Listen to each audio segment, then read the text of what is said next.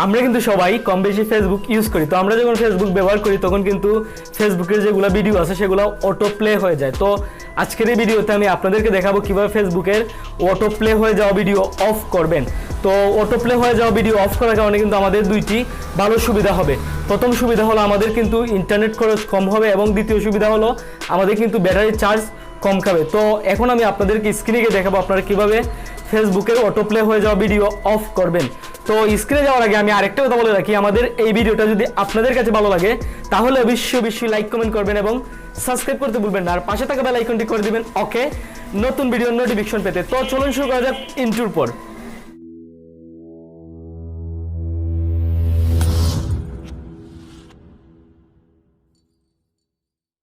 ফেসবুকের auto play হয়ে যাওয়া ভিডিও অফ করতে হলে আপনাদেরকে প্রথমে চলে যেতে হবে ফেসবুকে চলে আসার পর উপরের দিকে দেখুন 3 ডট লাইনের একটা অপশন আছে, আপনারা এখানে ক্লিক করবেন।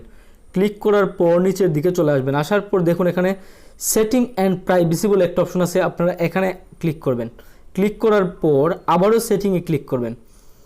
সেটিংয়ে ক্লিক করার পর নিচের দিকে চলে আসবেন। আসার পর দেখুন এখানে মিডিয়া অ্যান্ড কন্ট্যাক্টস বলে একটা অপশন আছে, আপনারা এখানে ক্লিক করবেন। ক্লিক করার পর দেখুন এখানে অটো প্লে একটা অপশন আছে, আপনারা এখানে ক্লিক করবেন।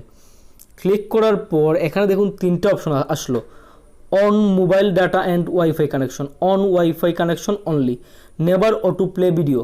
তো প্রথম যে অপশনটা আছে একটা যদি আপনারা অন করেন তাহলে ওয়াইফাই এবং মোবাইল ডাটা অন থাকলে আপনারা ফেসবুকে অটো প্লে হয়ে যাবে ভিডিও। তারপর এখানে দেখুন শুধু ওয়াইফাই, মানে ওয়াইফাই যদি অন থাকে তাহলে আপনাদের ভিডিও প্লে হয়ে যাবে। নেভার অটো প্লেতে ক্লিক করলে আপনাদের আর কখনো ভিডিও অটো প্লে হবে না। আর ভিডিও অটো প্লে না হলে আপনাদের ব্যাটারি চার্জও ব্যাকআপ দিবে, তাছাড়া আপনাদের এমবিও কিন্তু খরচ কম হবে। তো এইভাবেই আপনারা ফেসবুকে অটো প্লে হয়ে যাওয়া ভিডিও অফ করতে পারবেন। ভিডিওটি শেষ করার আগে আমি আরেকটা কথা বলে রাখি, আমাদের এই ভিডিওটা যদি আপনাদের কাছে ভালো লাগে তাহলে অবশ্যই লাইক কমেন্ট করবেন এবং সাবস্ক্রাইব করতে ভুলবেন না, আর পাশে থাকা বেল আইকনটি করে দিবেন ওকে, নতুন ভিডিওর নোটিফিকেশন পেতে। তো দেখা হচ্ছে পরবর্তী কোনো ভিডিওতে। সবাই ভালো থাকুন সেই পর্যন্ত।